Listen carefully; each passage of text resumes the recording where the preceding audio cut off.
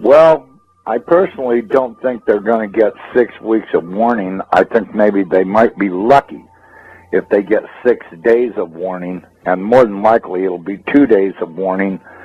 And they were told a month and a half ahead of time so that way they'd have time to decide what they wanted to put in their bags. Mm-hmm. And that 6 weeks of warning is nonsense. I mean, why would they give them 6 weeks of warning knowing that they'll blab the whole thing to everybody they ever knew prior to being packed up? I think they'll be lucky if they get 1 or 2 days of warning. They'll get called and say, it's time to go, and they'll have 15 minutes to get ready to head out. Yeah, well, that's what I'm saying. I mean, knowing how these guys operate, I don't believe that they'll get 2 days of warning. I mean, they might get 1 day or 6 hours or, a half day or 1 day or 2 days. I don't think they'll get more than 2 days. I mean, really, do you? I think they have a good idea what the trajectory of this thing is, but I think we're not really going to see it until it's right up on our ass. Well, I'll tell you what. That would be my guess, that we won't see it until it's on us. But I will tell you one thing. We'll have some really good warnings if everybody's looking up and paying attention. First off, they'll notice red dust on the windshield of their vehicles. And at first, it'll be light dust, indicating that it's 10, 15 hours away. If they notice that the dust is real noticeable on their windshield, they can bet that it's in less than 10 hours away.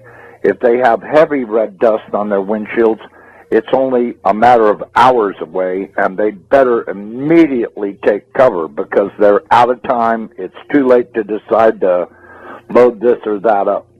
I don't think there'll be a lot of warning, but when we were looking at it on the Hubble, this red dust field appeared to be going out at least as far as maybe 2 times the size of the planet. So, that means that it's probably a few 100,000 miles going out into space around it, all the way around it, which means that just before it arrives, which will be a matter of hours, we'll start seeing red dust coming out of the atmosphere onto everything. And of course, a vehicle windshield would be the best thing to spot it on, because then you'll be able to see its true color and realize that you're seeing the red iron oxide dust from it.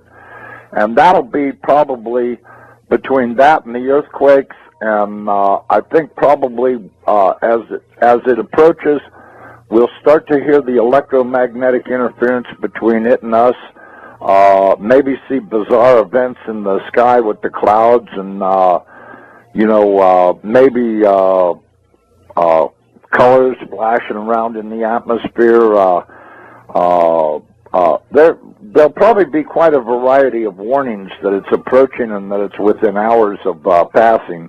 It's going to be a lot more. The CIA people I talked to said that they're expecting at least a 220 to 230 degree roll, maybe a little more. They fully expect the center of the United States to be at the equator when it's over.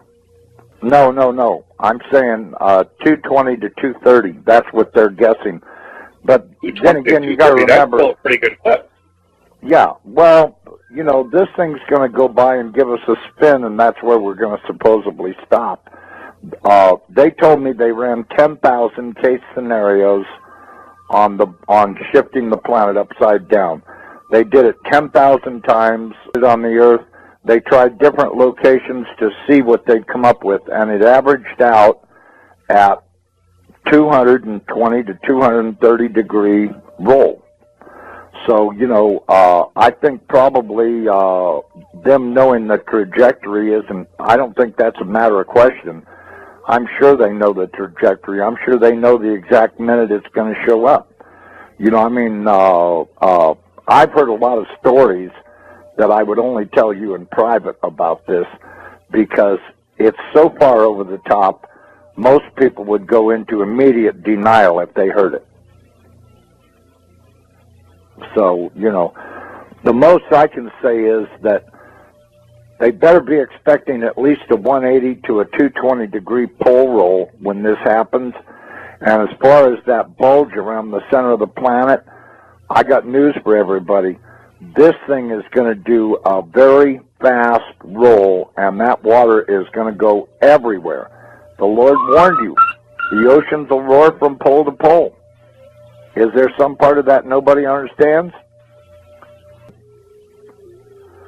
The average depth? Yeah, what's the average depth of the ocean around the world? 10,000 feet. 10,000 feet. It's about 2.5 miles. That's the average depth of the ocean. Although the depth does increase at the equator because there's spots where it's averaging 7 miles deep. So that tells you there's a bulge at the center of the planet. Which would be, man. Now just imagine the North Pole rolling into the position of the South Pole. That means that the North Pole has got to go through that bulge before it can reach its final resting place.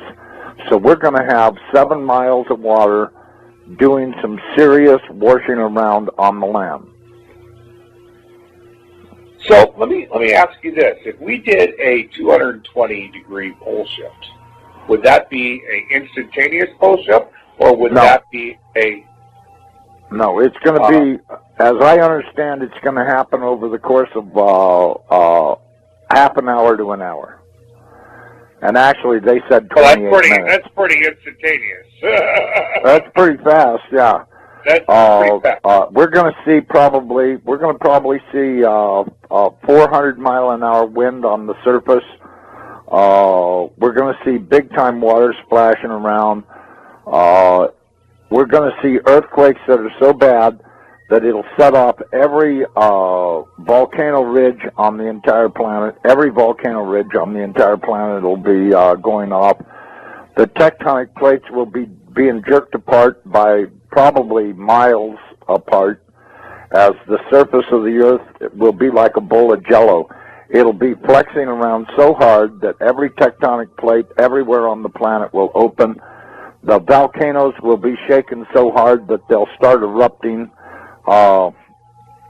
It's going to be one horrific scenario after another.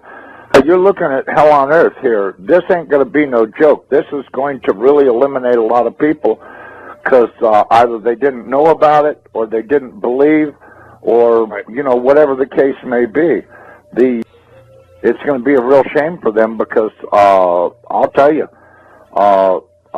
when Nibiru rolls the planet upside down, it's going to kill 4 billion people, and that's the first day, and the rest will survive on, but very few survivors will still be around when the weather finally gets good enough to get a full growing season, because they just were not prepared enough to make it, and it's going to eliminate a lot of people. I mean, I wouldn't be under these underground facilities that all of these elite people think they're going to hide out in, because they're going to be torn to pieces by the flexing of the planet.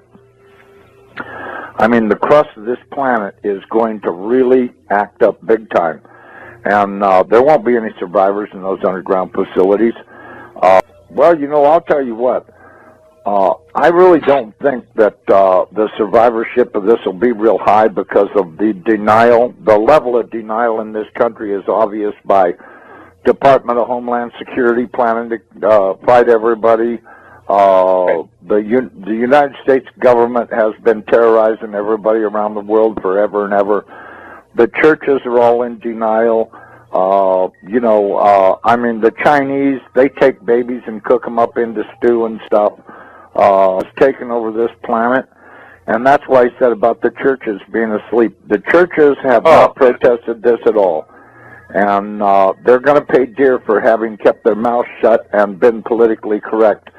This is the one that's going to cost them their ass, and one evil thing stacked on top of another, and all of these people that have been condoning all of this stuff, they don't talk about it. They just, they own stock in the companies, and they think they're getting rich, and what they're actually doing is getting ready to die, and they don't even know it. I tell people all the time, guess what? You're probably not going to be alive this time next year, so don't worry about what you're doing. Well, but, one of his favorite subjects is to talk about giants, because our military has ran into quite a few of them in caves in the Middle East over there. And they've came across several ones that were alive. They've even managed to capture a couple of them.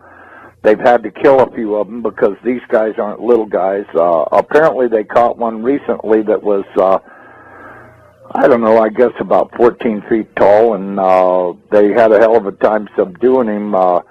They discovered that their small arms fire were not very effective against these guys, but you know, when I think about the size of that spaceship that I saw last year going across the mountains here in Colorado, I don't know how big these guys are. Steve Quayle says they're real big, that some of them are as tall as 38 feet. This thing was big enough to where it could have had a few thousand of those 38-foot tall guys in it, and it would have been no problem, because I'm telling you, this thing was at least 1,000 feet in diameter, maybe more, and at least a couple of miles long. I mean, it was big. I don't have any trouble understanding that there could be races out there that are real big guys, and there's no way that you're going to be able to fight these guys to kill them or anything. You know, if you think about what happened, when was that, about 10, 15 years ago, that big one landed in Russia right in the town square, and these great big guys got out of it and were working on it while the whole town stood around and watched and went, holy shit, look how big these guys are. And they were great big guys. I guess they were about 12 feet tall or something, and they were working on their spaceship. And when they got it repaired, they flew off in it. But, you know, it landed right in the middle of the town square. And everybody in the whole town saw it. And it was a couple of mentions on the news about it, but not really too much. Mainly in the little rag newspapers and stuff were pictures of it. And a lot of people took pictures of it. They took pictures of the guys that were working on it, and they were great big suckers. So, you know, are there big guys out there? Yeah, there are. Well, the Bible says we're going to see all kinds of stuff happening. And I can tell you, these military people have been so far out of control for so long. I think the American people would be terribly shocked if they ever got away from their vomit TV and started checking out what their government's been doing. They would not only be horrified, but they'd be in shock and horrified at the same time, just how really far out of control these people actually are. And all of this stuff has been kept a secret because the American people are willfully stupid. And this is going to come home to haunt them. I can guarantee you there's going to be trouble on the horizon they can't even imagine. And I can tell you, just the thought of 14, 15-foot tall guys dressed in military uniforms doing God knows what. I mean, I've always thought since day one that the pyramids were built prior to the last pole shift, and that they were stacked up probably by these big guys, because there's really no other explanation for how stones that big got mounted up. I mean, you look at some of those things, and the architecture and design and construction is just so far over the top. And now we've got all of these ragheads over there in Egypt talking about they want to tear them down. Yeah, well, I was you know talking what? about that earlier today. Yeah, this is just insanity. They took out their dictators around the world. They've been taking out the dictators so that they could put in their dummies and get their one world order thing going, which is how they've got to do it. They've got to take out all the leaders in every country, and then place their Rothschild dictators in position. And of course, you know, that'll bring in their one world order because they'll all work for the same guy. But you know, now they've got these morons down there in Egypt that want to tear down the pyramids. They want to do this, they want to do that. You know, I don't know how they plan on doing it. You know, what are they going to put a nuclear weapon in the thing and blow it up or what? Because they're sure as hell not equipped to dismantle it manually. They'll have to blow the things apart. They load this or that up. I don't think there'll be a lot of warning, but you know, when we were looking at it on the Hubble, this red dust field appeared to be going out at least as far as maybe 2 times the size of the planet. So, you know, that means that it's probably a few 100,000 miles going out into space around it, all the way around it, which means that just before it arrives, knowing that they'll blab the whole thing to everybody they ever knew prior to being packed up. I think they'll be lucky if they get 1 or 2 days of warning. They'll get called and say, it's time to go, and they'll have 15 minutes to get ready to head out. Yeah, well, that's what I'm saying. You know, I mean, you know, knowing how these guys operate, I don't believe that they'll get 2 days of warning. I mean, they might get 1 day or... Well, I personally don't think they're going to get 6 weeks of warning. I think maybe they might be lucky if they get 6 days of warning, and more than likely it'll be 2 days of warning. And they were told a month and a half ahead of time so that way they'd have time to decide what they wanted to put in their bags. Mm-hmm. And that 6 weeks of warning is nonsense. I mean, why would they give them 6 weeks of warning? 6 hours or, you know, a half day or 1 day or 2 days. I don't think they'll get more than 2 days. I mean, really, do you? I think they have a good idea what the trajectory of this thing is, but I think we're not really going to see it until it's right up on our ads. Well, I'll tell you what, that would be my guess, that we won't see it until it's on us. But I will tell you one thing, we'll have some really good warnings if everybody's looking up and paying attention. First off, they'll notice red dust on the windshield of their vehicles. And at first it'll be light dust, indicating that it's 10, 15 hours away. If they notice that the dust is real noticeable on their windshield, they can bet that it's in less than 10 hours away. If they have heavy red dust on their windshields, it's only a matter of hours away, and they'd better immediately take cover because they're out of time. It's too late to decide to